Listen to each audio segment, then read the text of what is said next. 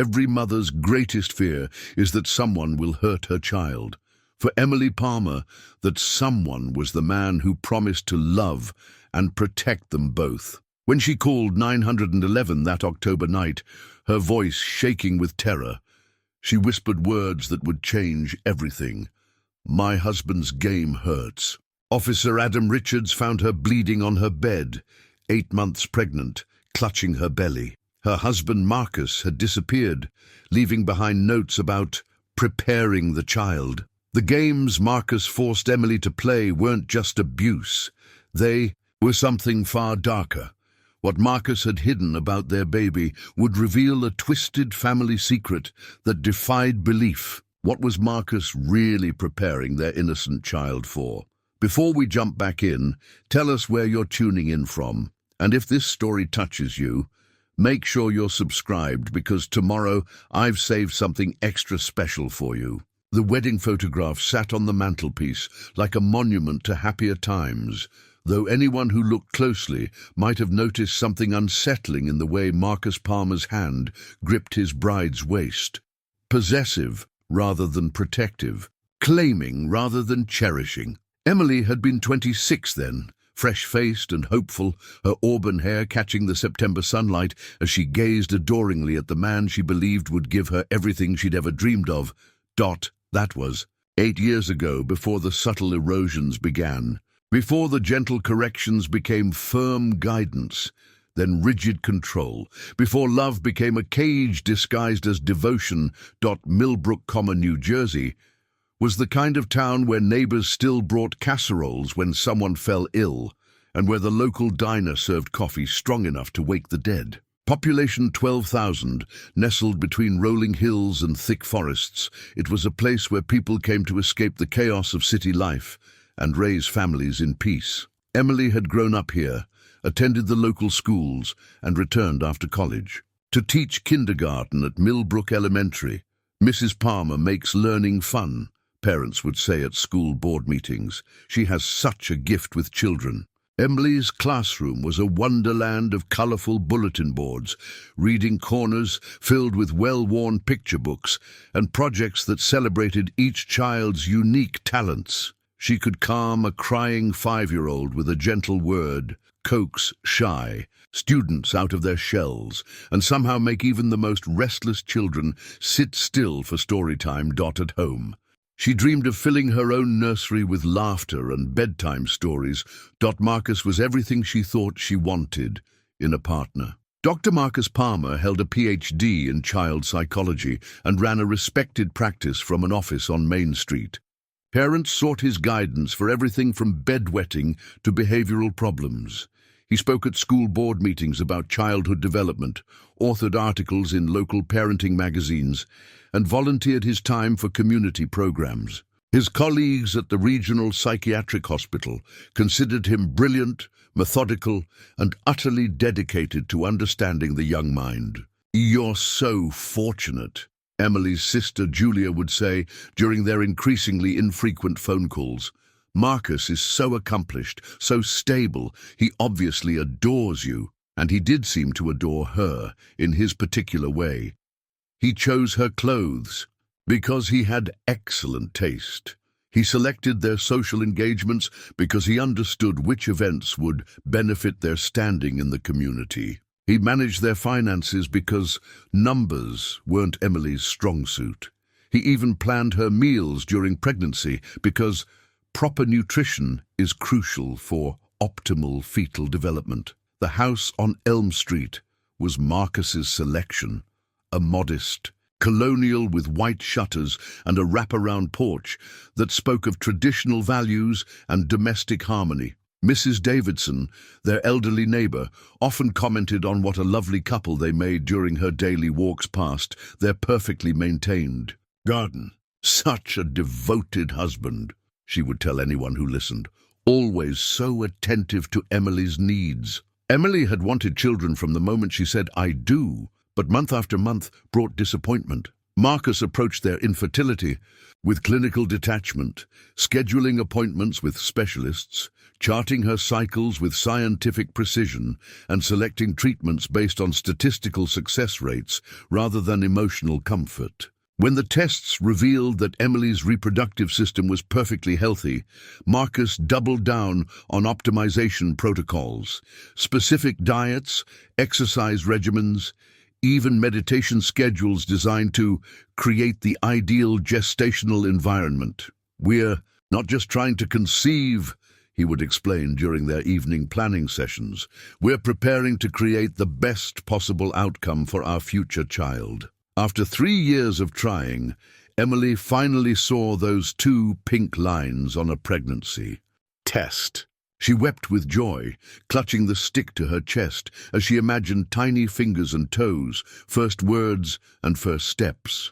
Marcus's reaction was more measured, pleased certainly, but in the way a scientist might be pleased by successful hypothesis. "Testing. Excellent," he said, taking the test from her hands to examine it under their bathroom's bright lights. "Phase 1 complete. Now we can begin the real work." Emily assumed he meant preparing the nursery, choosing names, reading pregnancy books. She didn't understand yet that Marcus had something far more structured in mind. The first few months of pregnancy were blissful. Morning sickness was manageable, her energy remained high, and she felt more connected to her body than ever before. At school, her students were delighted by the news of their teacher's baby. They drew pictures of tiny families and asked endless questions about what babies could do inside their mothers' tummies. Emily would rest her hand on her growing belly and feel overwhelmed by love for the little life developing within her. Marcus documented everything: her weight gain, food intake, sleep patterns, and emotional states. He photographed her profile weekly to track her changing shape, and recorded voice memos about her behavior and responses to various stimuli. When Emily mentioned feeling slightly overwhelmed by his attention to detail, he assured her that this level of monitoring was simply good parenting beginning early. "The prenatal period is crucial," he explained, showing her research studies on his laptop. "Environmental factors during gestation can influence everything from intelligence to emotional regulation. We have an opportunity to optimize our child's development from the very beginning." Emily wanted to believe that his intensity came from love and excitement about their baby. She told herself that his methodical approach was just his way of expressing care. After all, wasn't it wonderful to have a husband who took fatherhood so seriously? Dr. Helen Morrison, Emily's obstetrician, seemed to approve of Marcus's involvement. During appointments, Marcus asked detailed questions about fetal development, took careful notes, and requested copies of all test results. "It's refreshing to see such an engaged father-to-be," Dr. Morrison would comment. "Your baby is lucky to have parents who care so much about doing everything right." But as Emily moved into her second trimester, Marcus's involvement began to feel less like engagement and more like management. He developed detailed schedules for her daily activities, monitored her social interactions, and even began screening her phone calls to ensure she wasn't exposed to unnecessary stress. "Pregnancy is a delicate time," he would remind her when she questioned his oversight. "We need to protect both you and our child from anything that might interfere with healthy development." Julia's calls became less frequent as Marcus explained that Emily needed to limit stimulation from outside sources. Emily's few remaining friendships gradually faded as Marcus found reasons why social gatherings might be inappropriate for someone in her condition. Even her beloved teaching began to feel constrained as Marcus offered suggestions for managing her classroom stress and interacting with her students' parents. By her 7th month, Emily realized she felt more isolated than ever before, despite having a husband who claimed to be devoted to her well-being. The nursery was perfectly appointed with furniture Marcus had selected based on safety ratings and developmental psychology research. Her diet was optimized for fetal brain development. Her exercise routine was designed by Marcus to promote optimal Birth outcomes. Everything was perfect, according to Marcus's specifications. So why did Emily feel like she was slowly disappearing? The leather-bound journal appeared on Emily's nightstand on a Tuesday morning in her 8th month, its pages filled with Marcus's precise handwriting. Prenatal bonding protocols, read the cover in gold embossed letters. Inside, detailed instructions outlined what Marcus called interactive exercises designed to stimulate their unborn child's neural development. Research shows that babies in utero respond to external stimuli, Marcus explained over breakfast, his tone carrying the same professional authority he used with his young patients. We can actually influence our child's cognitive development before birth through structured interaction.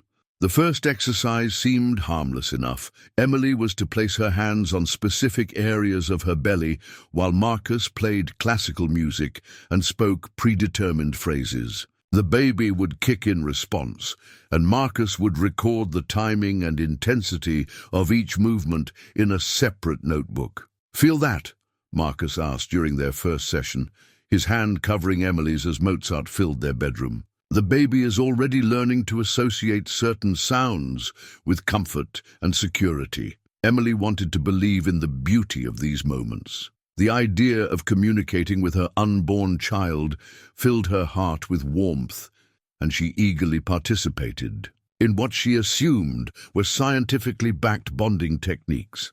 Marcus seemed so pleased when she followed his instructions precisely, so disappointed when she deviated even slightly from his protocols. "Consistency is crucial," he would remind her when she tried to add her own variations. "We're not just playing music. We're creating neural pathways that will serve our child for a lifetime." The exercises became more complex as the weeks progressed. Marcus introduced what he called response conditioning, specific combinations of sounds, touches, and spoken words that were designed to elicit particular reactions from the baby. Emily found herself spending hours each day following elaborate scripts, while Marcus observed and documented her performance. "Your emotional state directly affects the fetal environment," Marcus explained, when Emily expressed fatigue after a particularly long session. "Every interaction is an opportunity to optimize our child's development. We can't afford to be casual about something this important." When Emily mentioned the exercises to Dr. Morrison during a routine appointment, the physician seemed impressed. "How wonderful that Marcus is so involved," she said, reviewing Emily's excellent test results. "Prenatal stimulation can indeed have positive effects on child development." Encouraged by the doctor's approval, Emily threw herself more fully into what Marcus called their preparation work. She memorized the scripts he provided, practiced the specific vocal tones he recommended, and positioned herself exactly as his diagrams specified. The baby seemed to respond positively, kicking and moving in patterns that Marcus insisted indicated advanced neural activity. But somewhere around the start of her 9th month, the exercises began to feel less like bonding and more like performance. Marcus grew irritated when Emily's responses didn't match his expectations, critical when she showed signs of fatigue or discomfort, and coldly analytical when she expressed any reservations about the increasing complexity of his protocols. "This isn't about your comfort," he reminded her one evening when she asked if they could skip a session because her back was aching. "This is about giving our child every possible advantage in life. Don't you want what's best for our baby?" Of course she did. Every mother wanted what was best for her child, but as Emily lay on their bed, following Marcus's increasingly demanding instructions, she began to wonder if what felt wrong to her instincts could really be right for her baby. The breaking point came on a cold October evening when Marcus introduced what he called stress response training. Emily was to deliberately create physical discomfort for herself, holding uncomfortable positions, listening to jarring sounds, experiencing controlled psychological pressure, while Marcus monitored the baby's reactions. Controlled exposure. to mild stress in utero can actually strengthen a child's resilience systems, Marcus explained, showing Emily research papers he'd printed from his office computer. We're not causing harm, we're building adaptive capabilities. Emily stared at the instructions in Marcus's journal, her hands trembling as she read descriptions of exercises that seemed designed to cause distress rather than promote development. "Marcus, this feels wrong," she whispered. "I don't think we should be deliberately causing stress during pregnancy." His face hardened in a way she'd never seen before. "Emily, I'm a professional with years of training in child development. Are you seriously questioning my expertise based on some misguided maternal sentiment?" "I'm not questioning your expertise," Emily said carefully, recognizing the warning signs of Marcus's displeasure. "I just think maybe we should ask Dr. Morrison about these particular exercises before." "Dr. Morrison is an obstetrician, not a child psychologist," Marcus interrupted, his voice taking on an edge that made Emily's stomach clench. "She's focused on basic physical health, not optimized cognitive development. If you're not willing to do what's best for our child, then perhaps you're not ready to be a mother." The words hit Emily like physical blows. She'd wanted this baby for so long, dreamed of motherhood since childhood, devoted her career to nurturing young minds. For Marcus to suggest she wasn't ready to be a mother felt like the cruelest possible attack. "I want what's best for our baby," she said through tears. "But Marcus, some of these exercises seem designed to cause distress, not prevent it." Marcus moved closer, his presence suddenly feeling threatening rather than protective. "Emily, pregnancy. Hormones can cause irrational fears and resistance to necessary procedures. What you're experiencing is a documented phenomenon.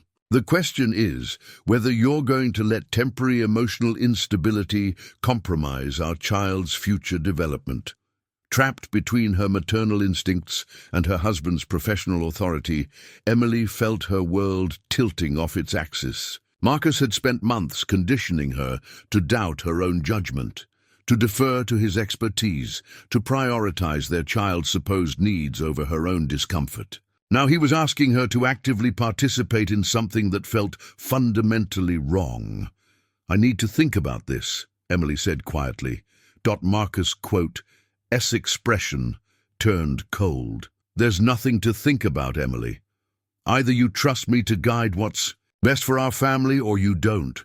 Either you're committed to giving our child every advantage or you're willing to let personal weakness interfere with optimal outcomes." That night, as Marcus slept beside her, Emily lay awake feeling more alone than she'd ever felt in her life. Her hand rested on her belly, feeling the gentle movements of their child, and she wondered if she was going crazy or if something terrible was happening in her own home. The journal sat on her nightstand, like an accusation, filled with instructions that seemed to have less to do with child development and more to do with control. But Marcus was the expert.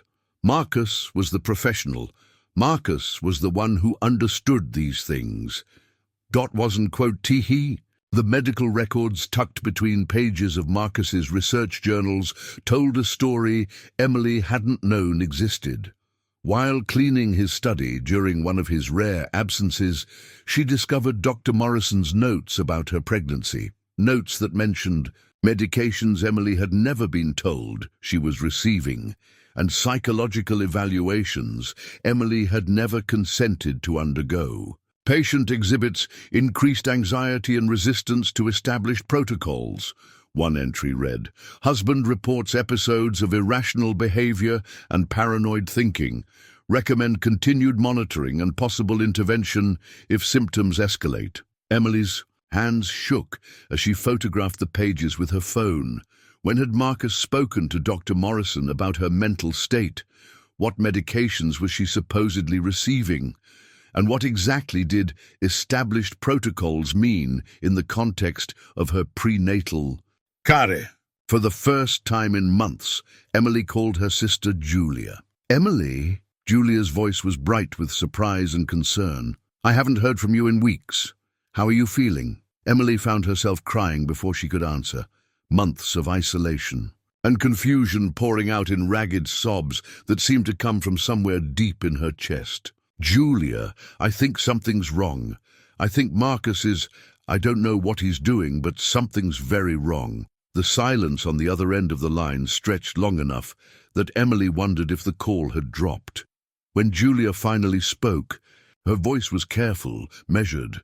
"What do you mean something's wrong? Are you hurt? Is the baby okay?" How could Emily explain the exercises that felt more like experiments, the isolation that had been presented as protection, the growing sense that she was losing pieces of herself each day under the guise of optimal prenatal care?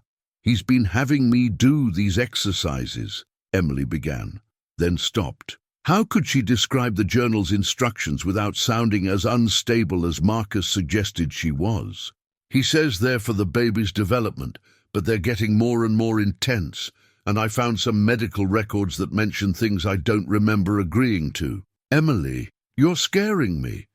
Can you come stay with me for a few days? Just until the baby comes?" "I can't," Emily whispered, glancing toward the front door where Marcus would return any moment. "He says travel in my condition is too risky. He says I need constant monitoring to ensure the baby's safety." Julia was quiet for a long moment. "Emily, would you be okay with me asking Officer Thompson to do a wellness check? Just to make sure. Everything's all right?" Emily's first instinct was to refuse. Marcus would be furious if police came to their home, would see it as proof of her instability and disloyalty. But underneath her fear was a desperate hope that someone else might see. What she was seeing might validate her growing concerns about her husband's behavior. "Okay," she whispered. "But Julia, if something happens to me, nothing's going to happen to you," Julia said firmly. "I'm calling right now." Officer Brian Thompson arrived at the Palmer house 2 hours later, his patrol car drawing curious stares from neighbors who rarely saw police activity in their quiet neighborhood. Emily watched from the living room window as he walked up their front path, a middle-aged man with kind eyes and the careful posture of someone accustomed to walking into difficult situations.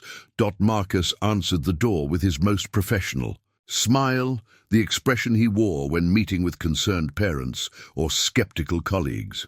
"Officer Thompson, how can I help you today?" "Dr. Palmer, we received a call expressing concern about your wife's well-being. I'd like to speak with her briefly, if that's all right." "Of course," Marcus said smoothly, stepping aside to let the officer enter. "Emily's been having a difficult pregnancy, lots of anxiety and emotional instability. Her sister tends to overreact to Emily's hormone-driven concerns." Emily appeared in the living room doorway, and Officer Thompson's trained eyes immediately took in her appearance. The careful way she moved, the shadows under her eyes, the slight tremor in her hands as she smoothed her maternity dress. "Mrs. Palmer, your sister asked me to check on you. She mentioned some concerns about your well-being." "I'm fine," Emily said automatically, aware of Marcus standing just behind her, his presence both protective and threatening. "Julia worries too much. The pregnancy has been difficult, and I think I've been more emotional than usual." Officer Thompson nodded, but his eyes continued to assess. "Are you receiving proper medical care? Do you feel safe in your home?" Of course she's receiving proper care," Marcus interjected.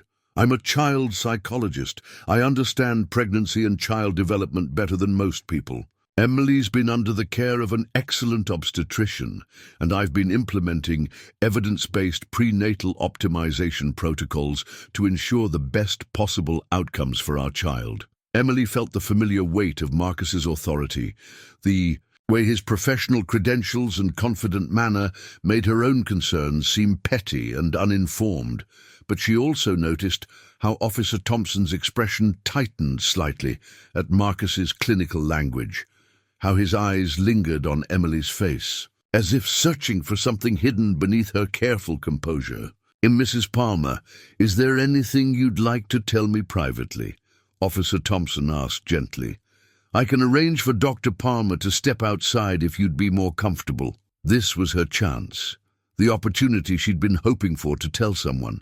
About the exercises, the isolation, the growing sense that something was fundamentally wrong with her life. But as Emily opened her mouth to speak, she became acutely aware of Marcus behind her, his stillness radiating disapproval and threat. "No," she heard herself say. "Everything's fine. Julia's just worried because I haven't been calling as much. Marcus has been helping me focus on staying healthy for the baby." Officer Thompson studied her face for another long moment, then handed her his business card. "Mrs. Palmer, if you ever need anything at all, please don't hesitate to call, day or night." After the officer left, Marcus closed the front door with deliberate calm and turned to face Emily. His expression was pleasant, but his eyes were cold in a way that made her step backward instinctively. "Emily," he said softly, "I'm very disappointed." "I didn't tell him anything," Emily said quickly. "I told him everything was fine. You called Julia behind my back. You discussed our private family matters with someone outside our marriage. You invited police scrutiny into our home during a crucial period in our child's development." Marcus moved closer with each sentence. "Do you have any idea how damaging that kind of stress can be to a developing fetus?" Emily's back hit the living room wall. "I was scared, Marcus. Some of the exercises you want me to do, they feel wrong. And those medical records I found—" "You went through my private papers?"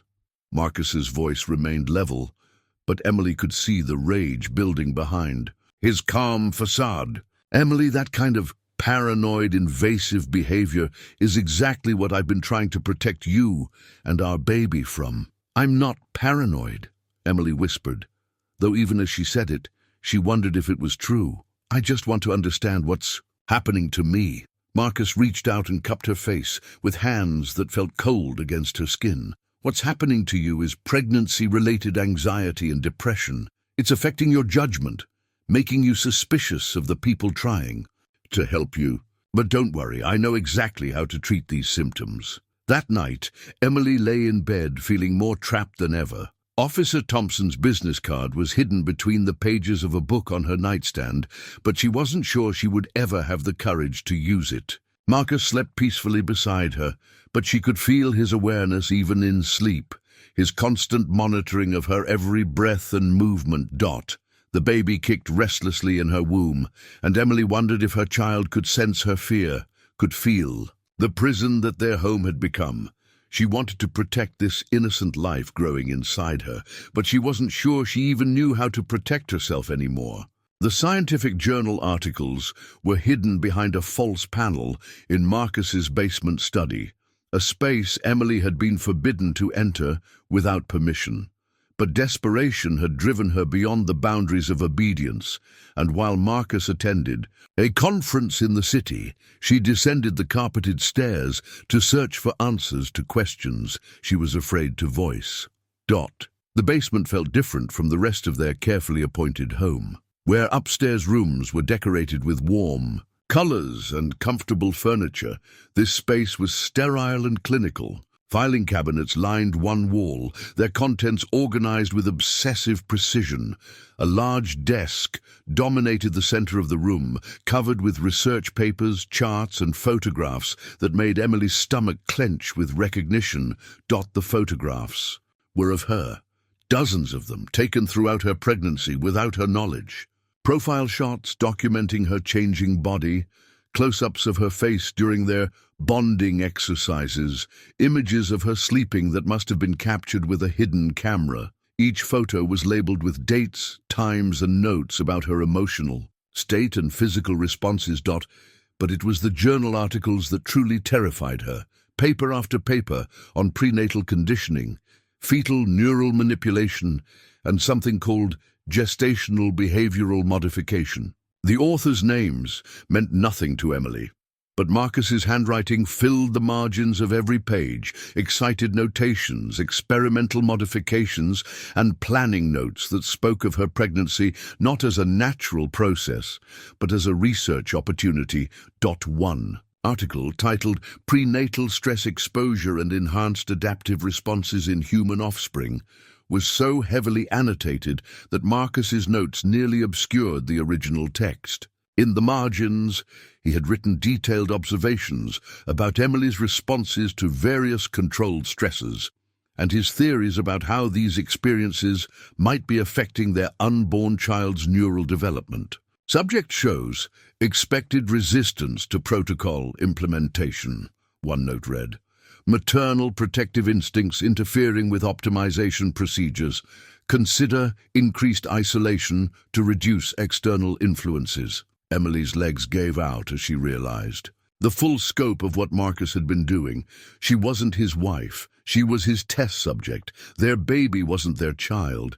It was his experimental outcome. Every moment of their life together had been carefully orchestrated, not out of love, but out of scientific curiosity about how far he could push the boundaries of human development. Deeper in the files, she found correspondence with someone named Dr. Whitmore dating back to before their marriage.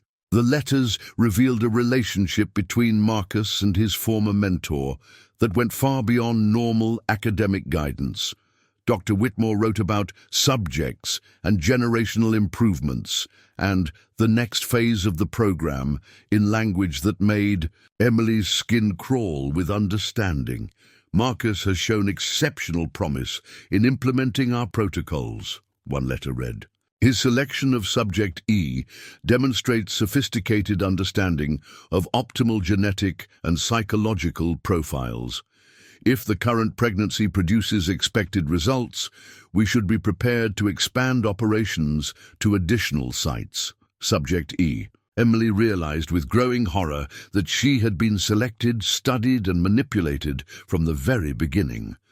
Her meeting Marcus hadn't been chance, it had been orchestrated. Their courtship hadn't been romance, it had been recruitment. Her pregnancy wasn't the fulfillment of their dreams. It was the execution of a plan she had never consented to participate in. With trembling fingers, she photographed every document she could find, her phone's camera capturing page after page of evidence that her entire adult life had been a lie. But as she worked, she became aware of a sound upstairs. The front door opening earlier than expected. Marcus was home. Emily frantically tried to restore the basement to its original condition, her heart pounding so hard she was afraid the baby could feel her panic. But as she reached for the light switch, Marcus's footsteps appeared on the stairs behind her. Emily! His voice was calm, but she could hear the dangerous undertone that had become increasingly familiar. What are you doing down here?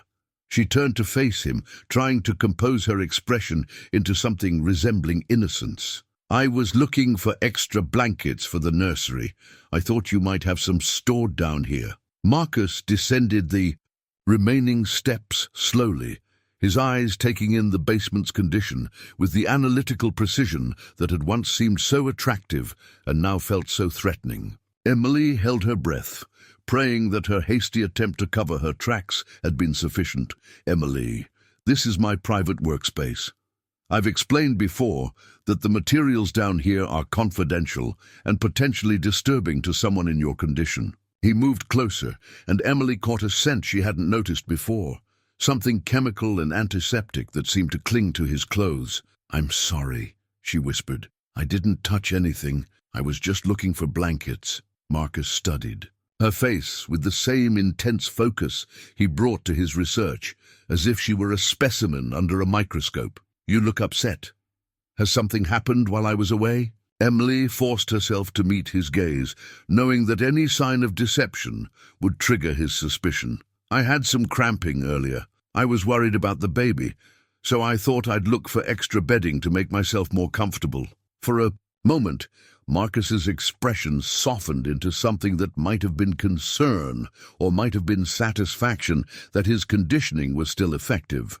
Cramping can be normal at this stage, but we should monitor it carefully. Come upstairs and let me examine you. As they climbed the stairs together, Emily felt the weight of her phone in her pocket, heavy with the evidence of Marcus's betrayal. But she also felt the weight of her growing understanding that escape would be far more complicated than simply leaving. Marcus had spent years building this trap, and she was beginning to realize that he had contingencies for every possibility, including her discovering the truth. That night, as Marcus conducted what he called a routine examination, but what felt more like an inventory of her physical condition, Emily stared at the ceiling and tried to process the enormity of her situation. She was 8.5 months pregnant, isolated from friends and family, married to a man who saw her as a research subject rather than a human being, and carrying a child who had been conceived not out of love, but as part of some larger experimental program. But she was also stronger than Marcus realized. Her years of teaching had taught her to recognize manipulation, to protect vulnerable children, and to find resources even in the most challenging situations. The little girl inside her was depending on Emily to find a way out of this nightmare, and Emily was determined not to let her daughter become another casualty of Marcus's twisted research. The evidence on her phone was a start, but Emily knew she would need more than photographs to convince anyone of the truth about her seemingly perfect marriage. She would need allies, and she would need a plan that took into account Marcus's intelligence, his professional reputation, and his apparent willingness to do anything to protect his research. As Marcus finally finished his examination and settled. Beside her in bed, Emily closed her eyes and began to plan. She had perhaps 2 weeks before the baby arrived, 2 weeks to figure out how to protect both herself and her daughter from the man who was supposed to love them both. 2 weeks to find a way to turn the hunter into the hunted. The childhood photograph album was stuffed between research journals in Marcus's filing cabinet, its worn edges and faded colors incongruous among the clinical precision of his other materials. Emily discovered it while Marcus was at his weekly consultation at the regional hospital, and what she found inside made her understand with chilling clarity that her husband was not the architect of her nightmare. He was its product. The first photograph showed a young boy, perhaps 5 years old, with Marcus's distinctive dark eyes, but a softness in his face that Emily had never seen in her husband. He was smiling in some pictures, playing with toys, looking like any normal child. But as Emily turned the pages, she watched that softness gradually disappear, replaced by a hollow compliance that made her heart ache with recognition. By age 8, the boy in the photographs looked like a miniature adult, perfectly groomed, sitting with unnaturally straight posture, his expression carefully neutral. Notes in handwriting that wasn't Marcus's were tucked between the pages. Subject M responding well to structured environment. Emotional regulation protocols showing expected results. Recommended progression to advanced conditioning phase. Emily's hands shook as she realized she was looking at documentation of Marcus's own childhood conditioning. The man who had been systematically destroying her sense of self had once been a vulnerable child, subjected to the same kind of psychological manipulation he was now inflicting on her. At the back of the album, she found correspondence between someone identified only as Dr. W. and what appeared to be Marcus's adoptive parents. The letters discussed Marcus's progress and adaptation to environmental controls in language that reduced a child to a collection of behavioral responses and developmental benchmarks. Marcus continues to demonstrate exceptional compliance with established protocols. One letter read, "His natural intelligence combined with early conditioning makes him an ideal candidate for advanced training. We should begin preparation for his transition to the research program upon reaching appropriate age." Emily photographed every page, her understanding of her situation expanding with each new piece of evidence. Marcus wasn't just an abusive husband. He was part of something much larger and more systematic. His childhood had been stolen by people who saw children as raw material for creating whatever kind of adults they deemed useful. Now he was perpetuating that abuse on the next generation, But knowing Marcus's history didn't diminish the danger. He represented. If anything, it made him more frightening because Emily now understood that his coldness wasn't a choice. It was programmed into him so deeply that he might not even recognize it as abnormal. A knock at the front door interrupted her research, and Emily quickly closed the album and crept upstairs. Through the window, she saw an unfamiliar woman standing on their porch, middle-aged, well-dressed, with the kind of composed demeanor that suggested professional competence. Emily opened the door cautiously, acutely aware of her isolation and vulnerability. "Can I help you? Mrs. Palmer? My name is Amanda Torres. I'm sorry to bother you, but I was hoping we could talk. It's about your husband's research." Emily's blood went cold. Had Marcus sent this woman to test her? Was this part of some new psychological exercise designed to gauge her loyalty and compliance? "I'm not sure what you mean," Emily said carefully. "Marcus works with children and families. I don't know the details of his research." Amanda's expression softened with what looked like genuine sympathy. "Mrs. Palmer, I know this is frightening and confusing. I know you've been isolated and made to feel like you can't trust your own perceptions. I know because I've been where you are now." Emily's grip tightened on the door handle. "I think you have the wrong house. My husband is a respected psychologist whose mentor is Dr. Jonathan Whitmore," Amanda interrupted gently, "who believes that children can be conditioned from birth to become whatever serves his research interests, who selects couples based on genetic profiles and psychological assessments to produce optimal subjects for his experiments." The words hit Emily like physical blows, confirming her worst fears about the scope of what she'd discovered. "How do you know about—" "Because my son was one of his successes," Amanda said, her voice heavy with grief and rage. "David was everything. Dr. Whitmore wanted brilliant, compliant, emotionally detached. He followed every protocol, exceeded every benchmark, became exactly what they programmed him to be. And when he turned 18 and learned the truth about his childhood, he killed himself rather than live as their creation." Emily felt her knees go weak. "I'm sorry for your loss, but I don't understand why you're telling me this." Amanda stepped closer, her voice urgent but gentle. "Because you're 8.5 months pregnant with what they consider the next generation of subjects. Because your husband isn't just an abusive spouse. He's a programmed operative in a research program that's been running for decades. And because if you don't find a way to protect your daughter, she'll end up like my son."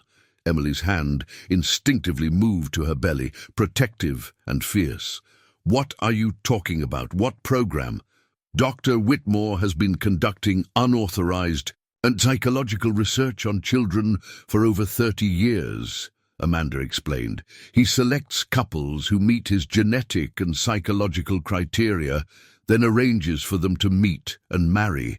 The husbands are usually his former subjects, men who were conditioned as children to prioritize research objectives over human connection. They believe they're conducting legitimate scientific work, but they're actually perpetuating a cycle of abuse designed to create more subjects for future study."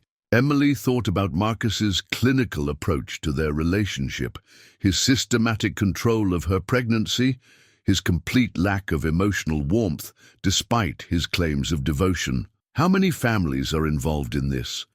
"We've identified at least 12 active sites across 6 states, Amanda said.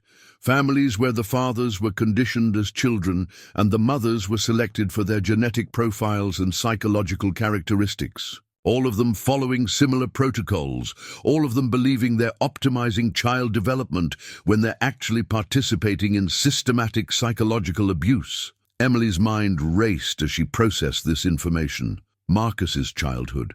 Conditioning explained his inability to form genuine emotional connections, his treatment of her as a research subject rather than a wife, his clinical approach to their unborn child. But it also meant that he might be as much a victim as a perpetrator, programmed from childhood to serve research interests he might not fully understand. "Mrs. Palmer," Amanda continued. "I know this is overwhelming, but we don't have much time. Other women in your situation have tried to leave their husbands and found that the program has resources they never imagined. Connections with law enforcement, medical professionals, even family court judges. Dr. Whitmore has spent decades building a network of influence designed to protect his research and recover his subjects if they try to escape." Emily felt the walls of her trap expanding beyond her marriage, beyond her town, beyond anything she had imagined possible. "What am I supposed to do? I can't run away when I'm about to give birth. I can't fight a network of people I don't even know exist." "You can't fight them alone," Amanda agreed. "But you're not alone. There are other survivors, other families who've escaped, other law enforcement officers who've started to recognize the patterns. We've been building our own network, gathering evidence, preparing for the day when we can expose the entire program." Emily looked at this woman who claimed to understand her nightmare, who spoke with the authority of someone who had walked through similar darkness and emerged scarred but intact. Could she trust Amanda? Could she risk believing that escape was possible? "Why are you helping me?" Emily asked Amanda. Quote, eyes filled with tears she didn't let fall. "Because I couldn't save my son. But maybe I can help save your daughter. Because every child we protect is a victory against the people who destroyed my family. And because you have something the rest of us didn't have when we tried to escape." "What's that?" "Time to prepare, evidence to gather, and allies who know what you're facing." Amanda handed Emily a business card with only a phone number written on it. "When you're ready to fight back, call that number, but don't wait too long, Mrs. Palmer. Once your daughter is born, the real conditioning begins." As Amanda walked away, Emily stood in her doorway feeling as though her entire understanding of reality had shifted again. She wasn't just trapped in an abusive marriage. She was caught in a multi-generational research program designed to create psychologically damaged adults who would perpetuate the cycle with their own children. But for the first time since discovering Marcus's journal, Emily felt something other than despair. She felt the beginning of hope and the stirring of a fierce determination to protect her daughter from the fate that had claimed so many other children. The war for her family was about to begin. Dr. Whitmore's patient files filled 3 entire filing cabinets in what appeared to be Marcus's secondary office, a room Emily had never known existed until she found the hidden door behind a bookshelf in their basement. The files contained decades of documentation that read like a catalogue of stolen childhoods, each manila folder representing a family destroyed by systematic psychological manipulation. The organizational system was chillingly efficient. Files were sorted by generation, with detailed cross-references between parents and children, success rates for various conditioning protocols, and long-term outcome assessments that tracked subjects well into adulthood. Emily found her own file, labeled Subject E7, containing information about her family history, psychological profile, and genetic markers that dated back to before she'd even met Marcus. Exceptional nurturing instincts combined with high intelligence and compliant personality structure, her assessment read. Ideal candidate for producing next-generation subjects with enhanced adaptive capabilities. Recommend standard courtship and bonding protocols with subject M12. Marcus Palmer. Emily's hands trembled as she realized the scope of planning that had gone into manipulating her life. Her meeting Marcus at the community college psychology lecture hadn't been coincidence. It had been orchestrated. Their shared interest in child development hadn't been compatibility. It had been design. Even her infertility struggles appeared to have been artificially induced to ensure proper timing for their optimized pregnancy. But the most disturbing discovery was the files on Marcus's siblings, other children who had been conditioned, alongside him in what the documents referred to as Cohort M. Of the 12 children in Marcus's generation, only 5 had successfully completed the program and moved on to establish their own research families. 3 had committed suicide. Upon learning the truth about their childhoods, 2 had suffered complete psychological breakdowns and been institutionalized. 2 others had simply disappeared from the system, their fates unknown. Marcus was one of the success stories, but Emily could see from his psychological evaluations that success had come at the cost of his humanity. Subject demonstrates complete emotional detachment and total compliance with research objectives, one assessment noted. No evidence of authentic attachment formation or independent moral reasoning, ideal for Phase 3 implementation. As Emily photographed document after document, she began to understand the true scale of what Amanda had tried to explain. This wasn't just a research program. It was a multi-generational experiment in human conditioning that had been operating for decades. Dr. Whitmore and his associates weren't studying child development. They were engineering it, creating successive generations of psychologically damaged adults who would unknowingly perpetuate the cycle. Officer Thompson's business card was still hidden in Emily's bedroom. But now she understood why Amanda had warned her about trusting law enforcement. Among the files, she found correspondence with judges, social workers, medical professionals, and law enforcement officials who were either willing participants in the program or had been compromised through various forms of leverage. The network of protection around Dr. Whitmore's research was vast and sophisticated. But there was also correspondence that gave Emily hope.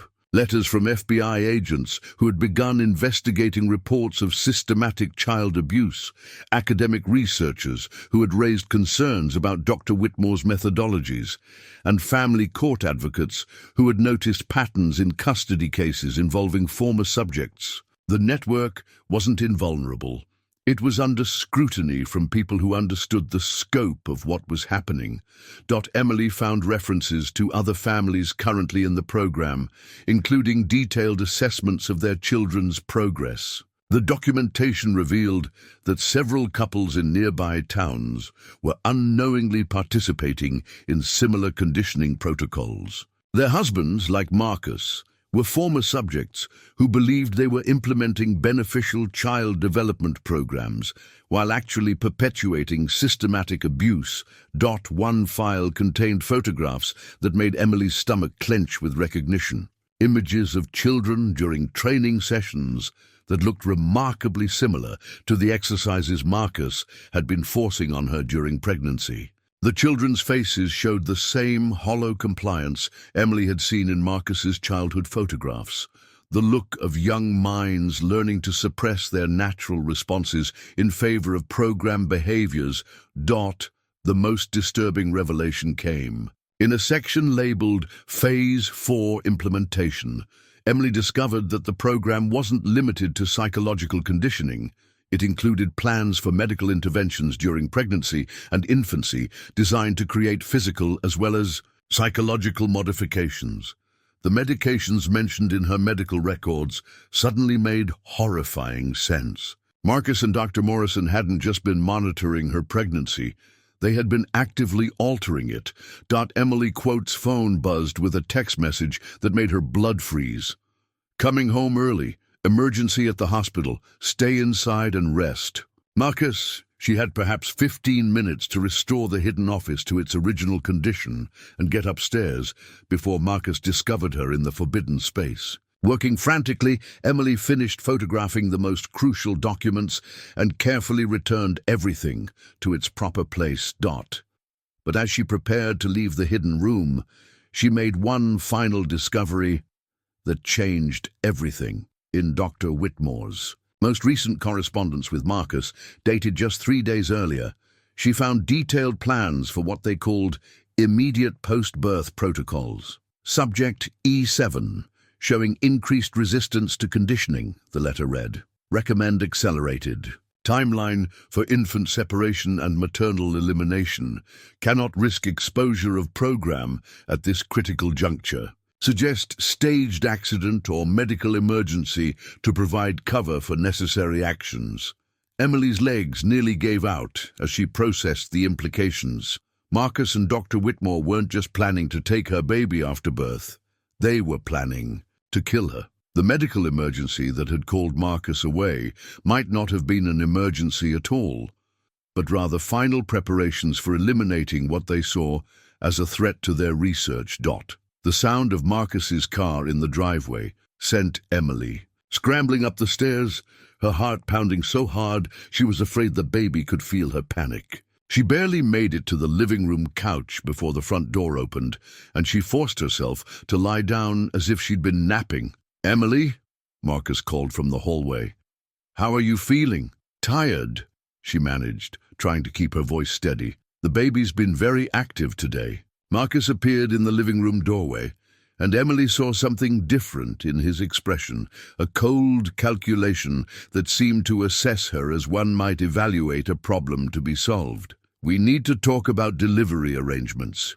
Dr. Morrison thinks we should consider moving your due date up." Emily's mouth went dry.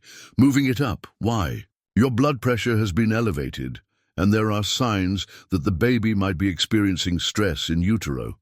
It would be safer for both of you if we induced labor in the next few days, rather than waiting for natural delivery." Everything Emily had learned in the hidden office suddenly clicked into place. The emergency at the hospital had been Marcus and Dr. Morrison finalizing plans for her elimination. The induced labor would provide cover for whatever medical intervention they planned to use to kill her, while making it appear she had died from childbirth complications. "I'd like to get a second opinion," Emily said carefully. "Maybe we could consult with another obstetrician before making such an important decision." Marcus's expression hardened almost imperceptibly. "Emily, Dr. Morrison is one of the most respected obstetricians in the region. Are you seriously questioning her professional judgment based on anxiety and paranoid thinking?"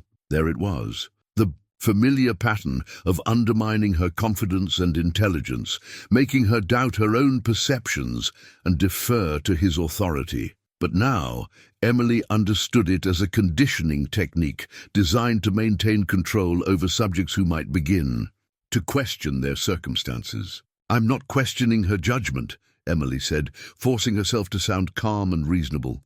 "I just think it's normal for expectant mothers to want multiple perspectives on major medical decisions." Marcus moved closer, and Emily caught that antiseptic smell she'd noticed before, the scent of medical facilities and chemical sterilization that seemed to follow him home from his consultations. "Emily, we've discussed how pregnancy hormones can cause irrational fears and resistance to necessary medical care. I think you're experiencing a severe episode right now, and it's affecting your ability to make sound decisions about your health and our baby's safety." The gaslighting technique was so obvious now that Emily almost laughed at how effectively it had worked on her for months. Marcus was systematically undermining her confidence in her own perceptions while positioning himself as the rational authority figure whose judgment should override her instincts. But Emily was no longer the confused, isolated woman she'd been just hours earlier. She had evidence of the program's existence, contact information for other survivors, and most importantly, she had clarity about what she was facing. Marcus wasn't just an abusive husband. He was a programmed operative in a research conspiracy that viewed her as expendable and her unborn daughter as raw material for continued experimentation. "You're right," Emily said, forcing herself to look at Marcus with the same trusting expression she'd perfected over months of surviving his manipulation. "I have been feeling anxious and confused.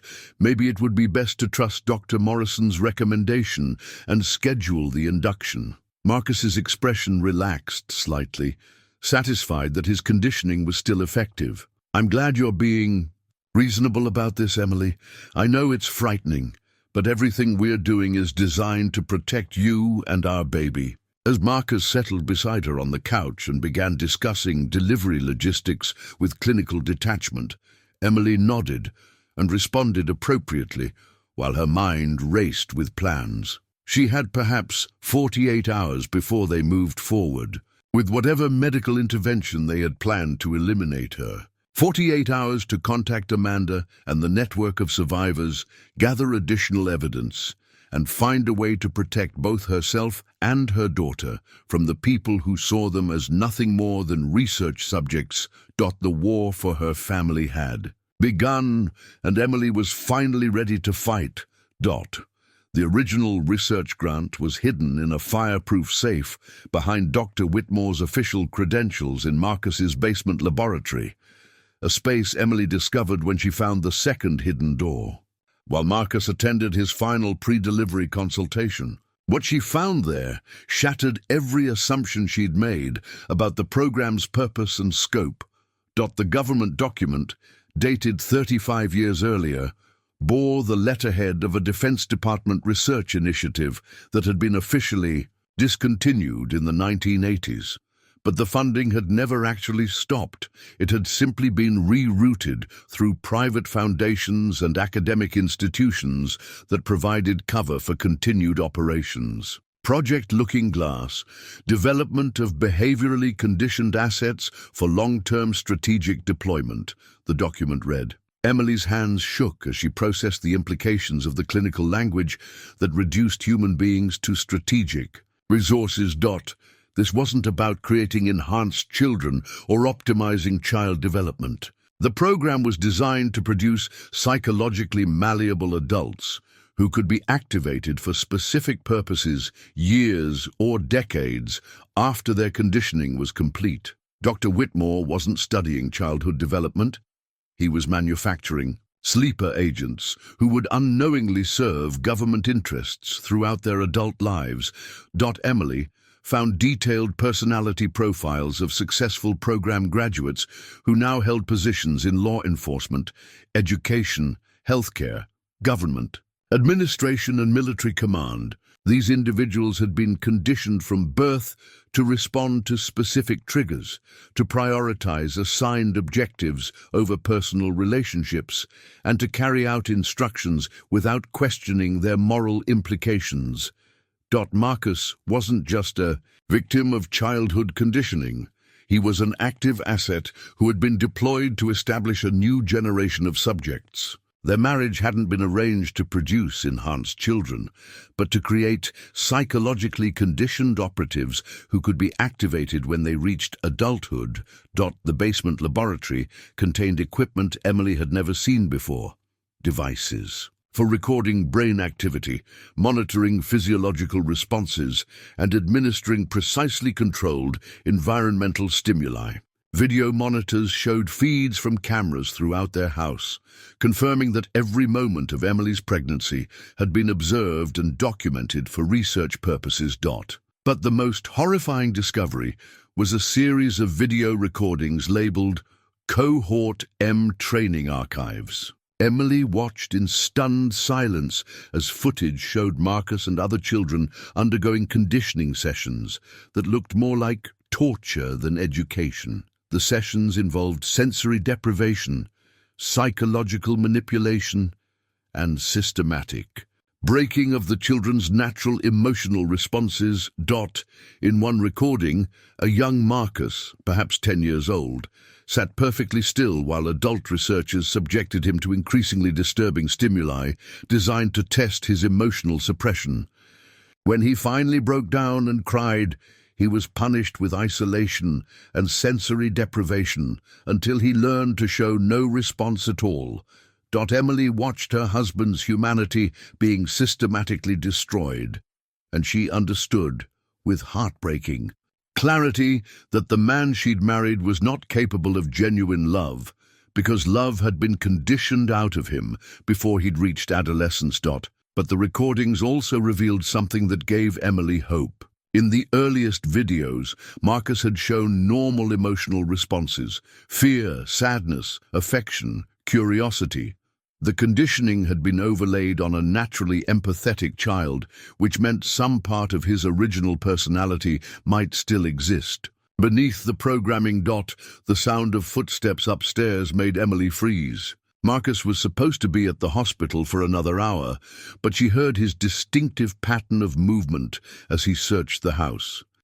She quickly activated her phone's recording function and began documenting everything she could see in the laboratory. "Emily?" Marcus's voice called from the living room, but there was something different in his tone, a cold alertness that made her skin prickle with danger. She managed to photograph the most crucial documents and hide them in her maternity clothes before making her way to the basement stairs. But as she reached for the light switch, Marcus appeared at the top of the stairway. "What are you doing down there, Emily?" For a moment, Emily considered trying to maintain her pretense of compliance and obedience. But as she looked up at Marcus, silhouetted against the light from above, she realized that her time for deception had run out. Something in his posture and expression told her that he already knew she had discovered the truth. "I was looking for answers," she said quietly, her hand moving instinctively to protect her belly. "I wanted to understand what you've been doing to me and our baby." Marcus descended the stairs with mechanical precision, and Emily saw that he was no longer even pretending to be her loving husband. The mask had finally dropped, revealing the cold efficiency of someone who had been programmed to prioritize objectives over human connection. "You've been very thorough in your research," he said, his eyes scanning the laboratory to assess what she might have discovered. "More thorough than we anticipated, actually. Dr. Whitmore was concerned that your intelligence and teaching background might make you more difficult to control than previous subjects." Emily backed against the far wall, trapped in the basement, with nowhere to run. "Marcus, you were a child when they did this to you. You didn't choose to become what you are. It's not too late to break free from their programming." Something flickered across Marcus's face, a brief crack in his emotional suppression that might have been pain or confusion. But it disappeared so quickly, Emily wondered if she had imagined it. "You don't understand, Emily. There is no breaking. Free from conditioning that began before conscious memory formation. I'm exactly what I was designed to be, an optimal asset for carrying out research objectives. Everything I've done, every choice I've made, has served the program's goals." Emily felt her daughter moving restlessly in her womb, as if sensing the danger that surrounded them both. "What about our baby? What did you plan to do with her?" Marcus's expression became almost clinical as he discussed their unborn child. "She represents the next generation of the program, genetically optimized, prenatally conditioned, and prepared for advanced training protocols from birth. With proper development, she should become an even more effective asset than her father." The casual way Marcus referred to their daughter as an asset rather than a child filled Emily with a fierce protective rage that burned through her fear. "She's not an asset, Marcus. She's an innocent baby who deserves to be loved and protected, not turned into a psychological weapon." "Love is a conditioning vulnerability," Marcus replied with the same detached authority he'd used throughout their marriage. "Emotional attachment interferes with optimal performance and decision-making. The program eliminates these weaknesses to create more effective operational resources." Emily realized with devastating clarity that she was not arguing with her husband. She was arguing with his programming. The man she'd married might still exist somewhere beneath the conditioning, but he was not accessible through rational conversation or emotional appeal. "What happens to me after the baby is born?" Emily asked, though she already suspected the answer from the documents she'd found. Marcus studied her with the same analytical detachment he might show toward any research problem that required solution. "Subjects who become aware of the program's true nature represent a security risk that must be managed appropriately. Dr. Whitmore has developed protocols for ensuring that such risks are eliminated while maintaining plausible cover for necessary actions." Emily's legs nearly gave out as Marcus confirmed that they planned to kill her after using her to produce their next generation of conditioned subjects. "You're talking about murdering the mother of your child. I'm talking about eliminating a threat to national security research that has taken decades to develop," Marcus corrected. "Personal relationships are secondary to operational objectives." As Emily stared at the man who had systematically destroyed her life while claiming to love her, she finally understood the full scope of what she was facing. This wasn't just domestic abuse or even systematic child conditioning. It was a government-sponsored program for manufacturing human weapons that had been operating in secret for generations. But Emily also understood that she had advantages Marcus's programmers hadn't anticipated. Her years of teaching had given her insights into child psychology that she could use against his conditioning. Her recent discoveries had provided her with evidence and allies that the program didn't know existed. And most importantly, her fierce maternal instincts gave her strength that Marcus's emotional suppression couldn't match. The battle for her daughter's freedom was about to begin, and Emily was finally ready to fight with everything she had. Emily S. Hidden video messages were recorded in whispered fragments over 3 desperate days, each segment captured when Marcus left the house for brief periods. She spoke directly to the camera, her hands resting on her swollen belly as she tried to leave something for her unborn daughter. Evidence of love that transcended the conditioning program that threatened to claim them both. "My sweet girl," she whispered into her phone's camera during one of these sessions. "If something happens to me, I want you to know that you were conceived in love, even if that love was built on lies. You are not an asset or a weapon or a research subject. You are my daughter, and you deserve a life filled with genuine warmth and freedom to choose your own path." Officer Thompson had been conducting his own investigation since Emily's wellness check, and the patterns he discovered made him realize that something far more sinister than domestic abuse was occurring in his quiet town. When he cross-referenced missing persons reports with families who had sought counseling from Dr. Whitmore's network, he found disturbing correlations that suggested systematic elimination of individuals who posed threats to some larger operation. His inquiries had attracted attention from federal investigators who revealed that Dr. Whitmore was a person of interest in a multi-state investigation involving child trafficking and psychological experimentation. But the evidence was circumstantial, and the network's connections with law enforcement and medical professionals made building a case extremely difficult. Emily managed to contact Amanda using the number from the business card, but their conversation had to be conducted in coded language because she suspected Marcus was monitoring her communications. "The situation has accelerated," Emily told Amanda during a brief call from the grocery store. "They're planning the celebration earlier than expected." Amanda understood immediately. "We have resources in place, but we need 48 hours to coordinate properly.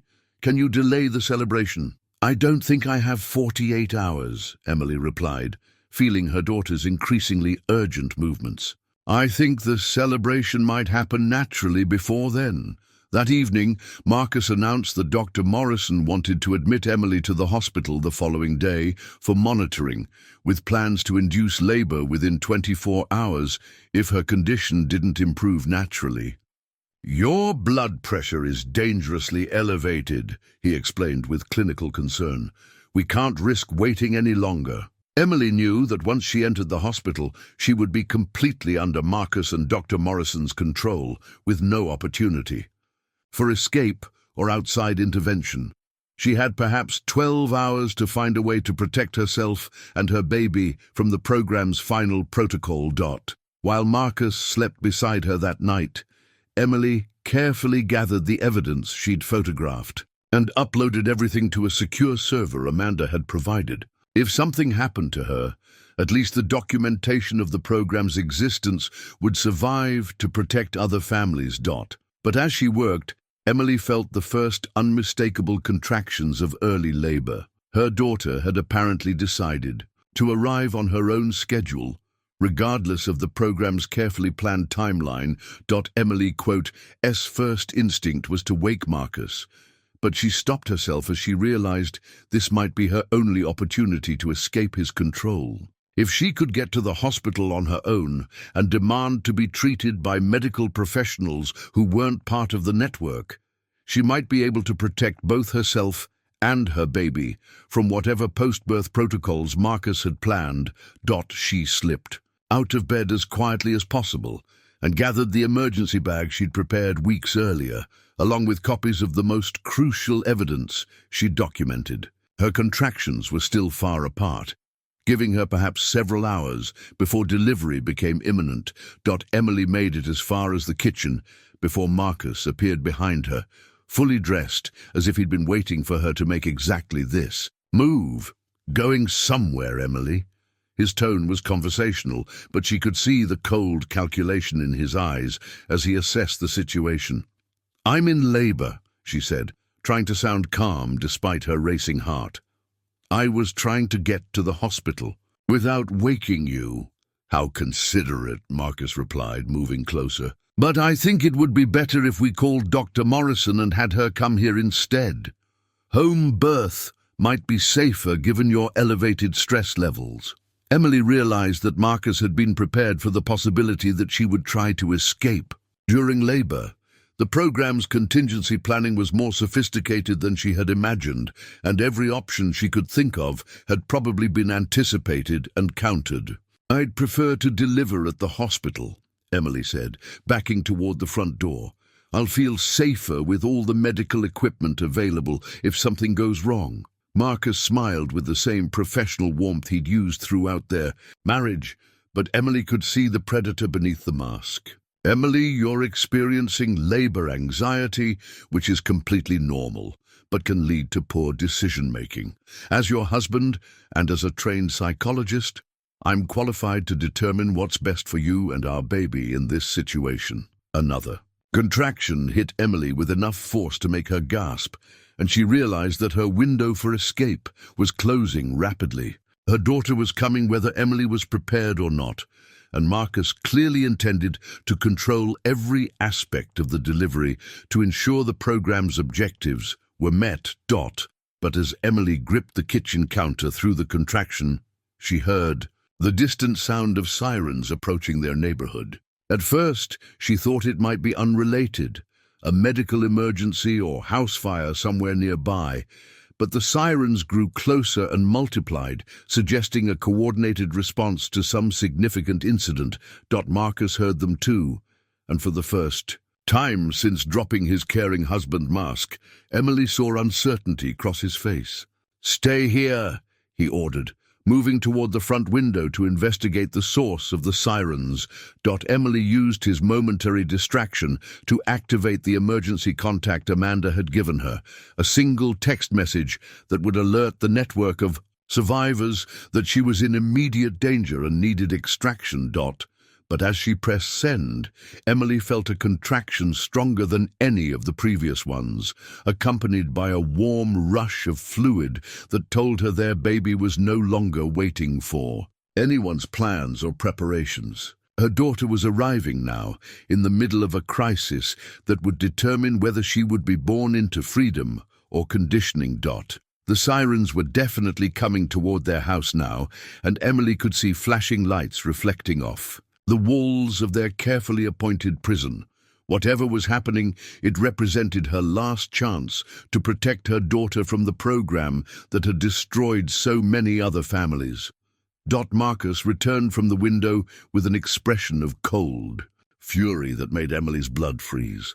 "It appears you've been more resourceful than we gave you credit for," he said, his voice carrying a dangerous edge.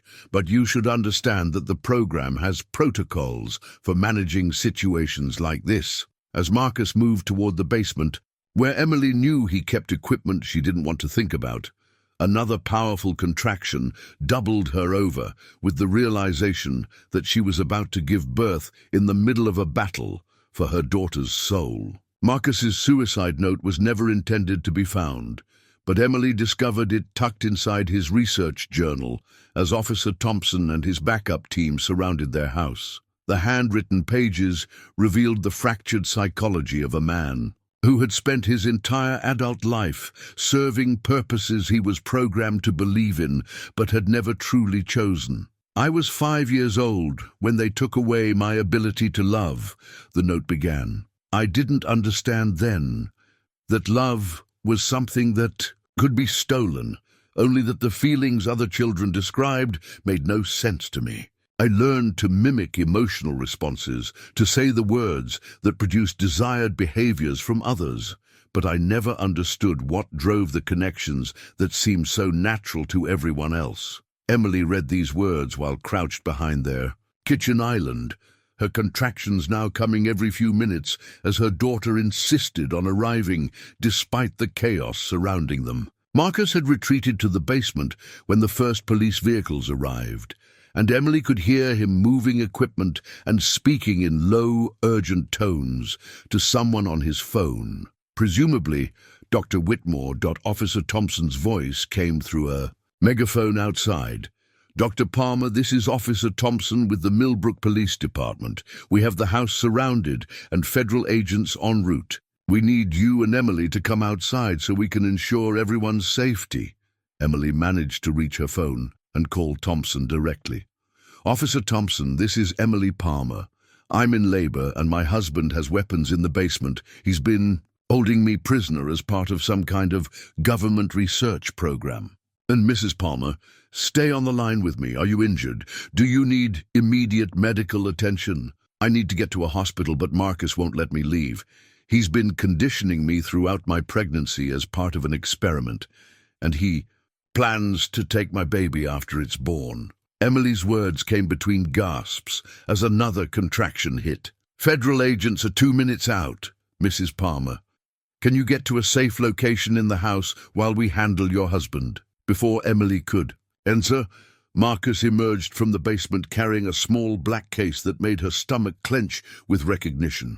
She'd seen similar cases in his hidden laboratory, and she knew they contained devices designed for what the program called immediate conditioning protocols. Emily, Marcus said with the same calm authority he'd used throughout their marriage, I need you to come downstairs.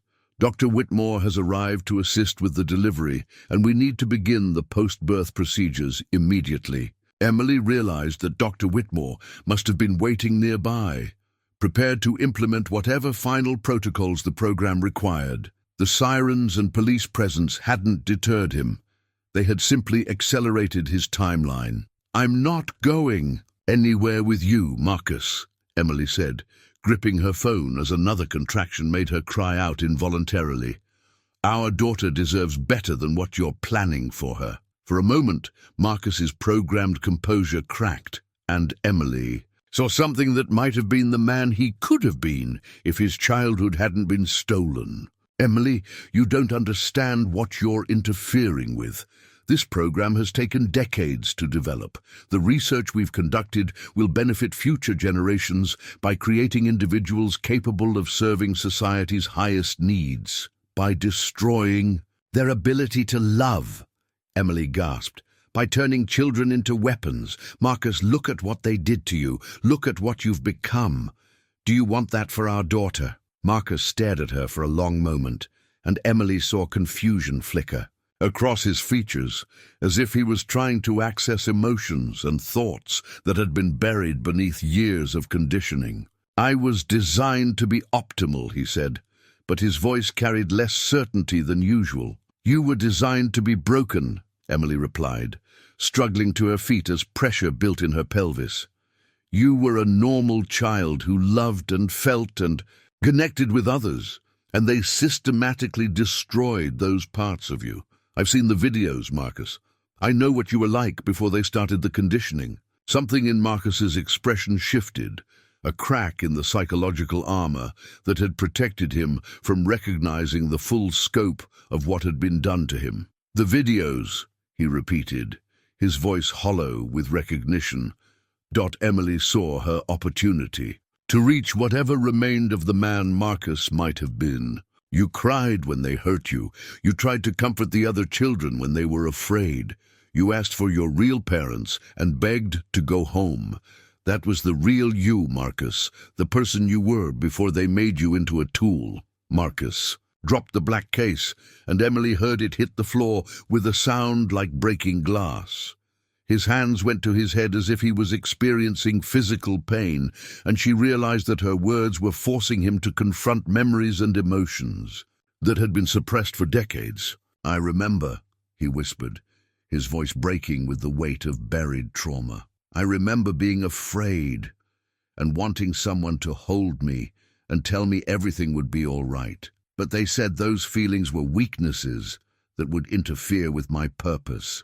Emily could hear Officer Thompson coordinating with other law enforcement outside, but she focused entirely on Marcus as she saw him struggling with the return of emotions he'd been programmed to suppress. This might be her only chance to save both him and their daughter from the program that had destroyed so many lives. "Your purpose was to be loved and to love others," Emily said gently, even as another powerful contraction made her double over. "Your purpose was to be human, not a weapon. And our daughter's purpose is to be our child, not their next research subject." Marcus looked at Emily with eyes that showed, for the first time since she'd known him, genuine human emotion, grief, rage, and something that might have been love struggling to emerge from beneath years of conditioning. "I don't know how to love," he said, tears streaming down his face. "They took that away from me before I understood what it meant." "Then learn," Emily said through her pain. "Help me protect our daughter. Help me make sure she gets the chance to be whole in ways you never could." Outside, Emily could hear Officer Thompson announcing the arrival of federal agents, but she kept her focus on Marcus as he wrestled with the return of his humanity. Everything depended on which part of him would win, the programmed operative or the buried child who had never stopped wanting to be loved. Baby Grace's medical records would later show that she entered the world at 3:47 a.m. with perfect health scores, no trace of the prenatal conditioning attempts that had threatened her development throughout Emily's pregnancy. But in the moment of her birth, surrounded by the chaos of federal agents arresting Dr. Whitmore and paramedics ensuring Emily's safety, Grace Palmer was simply a tiny miracle who had survived the program designed to claim her dot. Emily held her daughter for the first time in the back of an ambulance, both of them wrapped in warm blankets as EMT professionals monitored their vital signs. Grace was impossibly small and perfect, her tiny fingers gripping Emily's with surprising strength, her dark eyes, so much like Marcus's, gazing up with the pure curiosity of a brand new soul. "She's beautiful," whispered Amanda Torres, who had arrived with the federal team and now stood beside the ambulance holding evidence boxes that contained decades of Dr. Whitmore's research. "She's going to have the chance to grow up normal, Emily. Because of your courage, she'll never know the conditioning that destroyed so many other children." Through the ambulance windows, Emily could see Dr. Whitmore being led away in handcuffs, his expression coldly furious as he realized that his life's work was being dismantled by the very people he had sought to control. Federal agents were carrying boxes of evidence from Marcus's basement laboratory, documenting the scope of a program that had operated in secret for over 30 years. Marcus himself sat in the back of another ambulance, not because he was injured, but because he was experiencing what appeared to be a complete psychological breakdown, as buried memories and suppressed emotions flooded back without the conditioning protocols that had kept them suppressed. Emily could see him through the windows, his head in his hands as a crisis counselor tried to help him process decades of trauma. "What will happen to him?" Emily asked Amanda, surprised to find that she still felt compassion for the man who had nearly destroyed her life. "The federal investigators understand that Marcus is as much a victim as a perpetrator," Amanda replied. "He'll face charges for his actions, but there are specialized programs for helping people recover from this kind of systematic psychological abuse. It's a long process, but some program survivors have managed to rebuild their lives and form genuine human connections." Emily looked down at Grace, who was sleeping peacefully against her chest, completely unaware of the battle that had been fought to secure her freedom. Will she be safe? Are there other operatives who might try to reclaim her for the program? The program is finished, Amanda said with satisfaction. Federal agents are conducting simultaneous raids on 12 other sites across 6 states.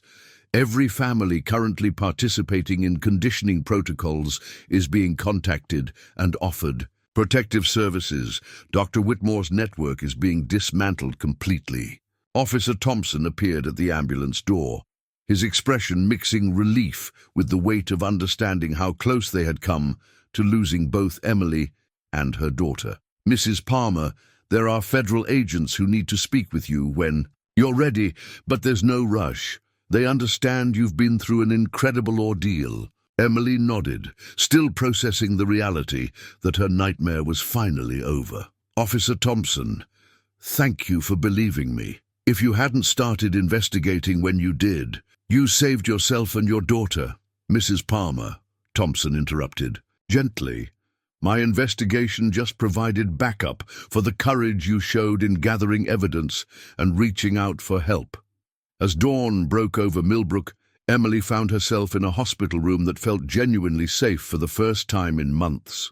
Grace slept in a bassinet beside her bed, while Julia sat in a nearby chair, tears of relief streaming down her face as she watched her sister finally relax her vigilant guard. I can't believe how strong you were through all of this, Julia said, softly. When I think about what you endured, what you risked to protect Grace, I did what any mother would do, Emily replied. Though even as she said it, she knew that wasn't entirely true. The program had been successful for decades, precisely because most of its victims hadn't recognized the conditioning until it was too late to escape. Dr. Patricia Hernandez, the independent obstetrician who had taken over Emily's care, entered with Grace's initial health assessment. Both of you are doing beautifully, she reported with genuine warmth. There's no evidence of any adverse effects from the stress you experienced during pregnancy.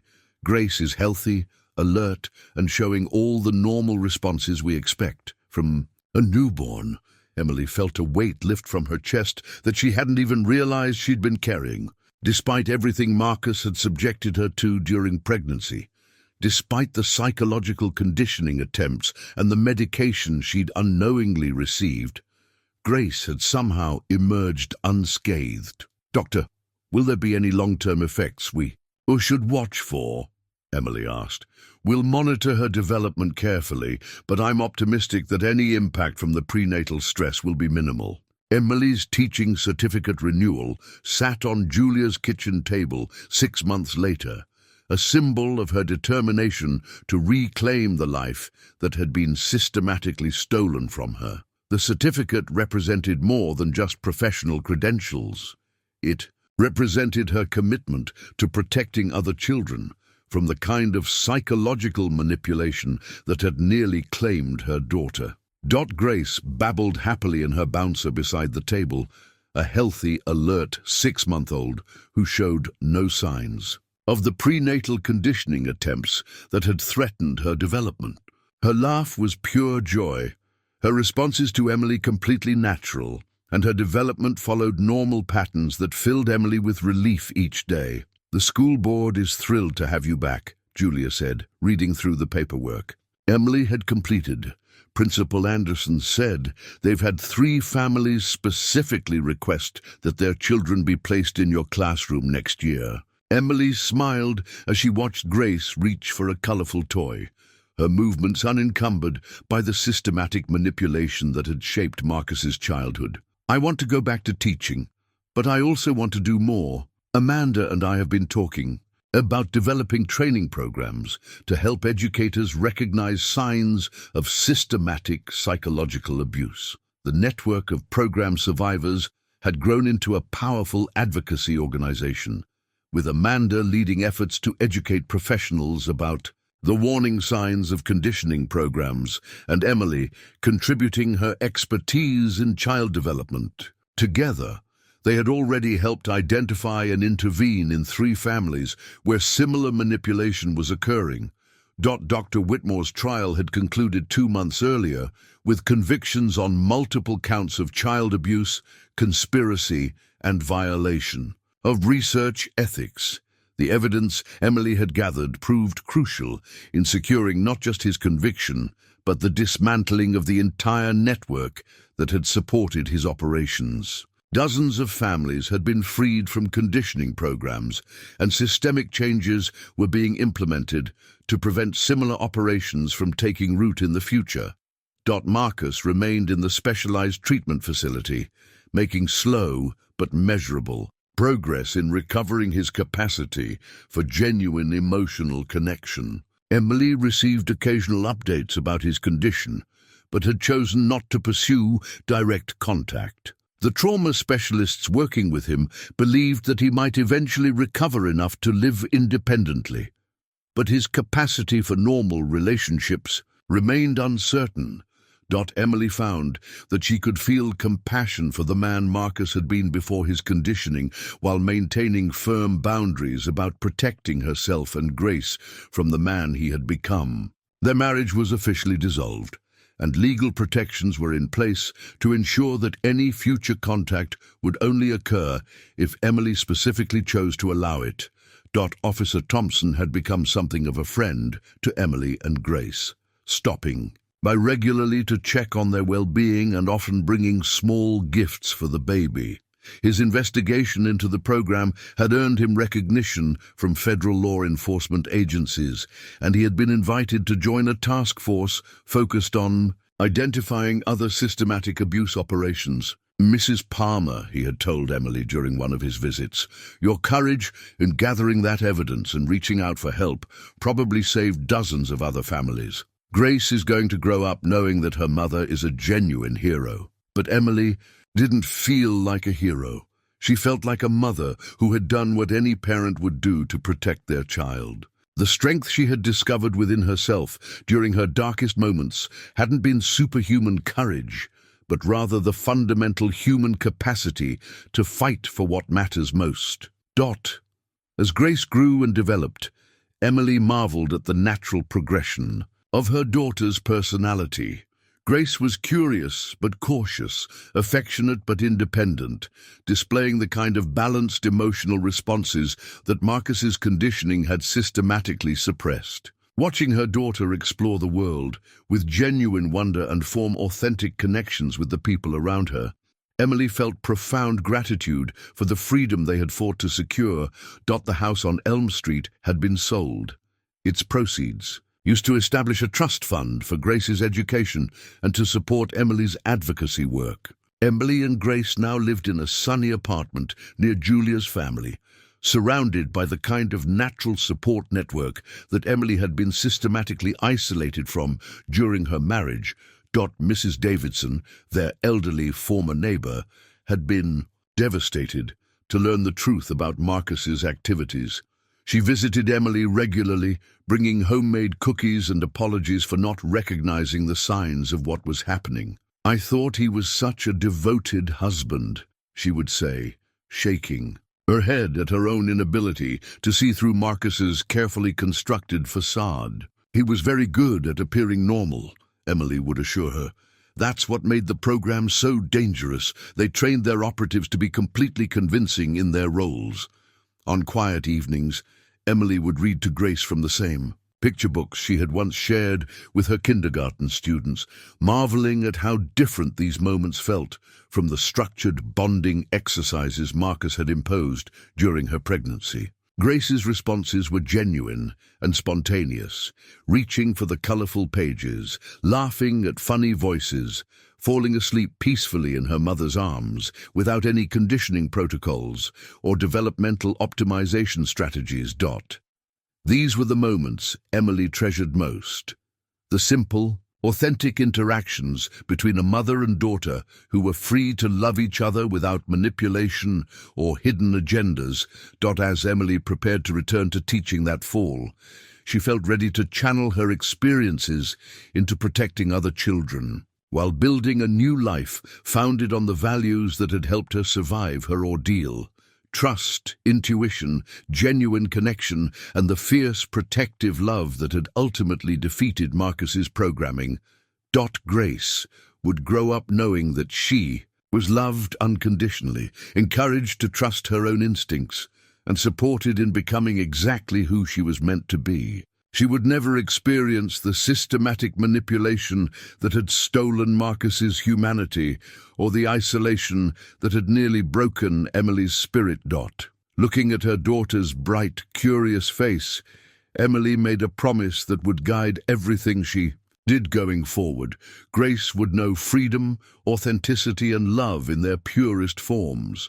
The program that had tried to claim her would never touch another generation. The future stretched ahead of them, bright with possibility and anchored in the kind of genuine human connection that no amount of conditioning could ever destroy.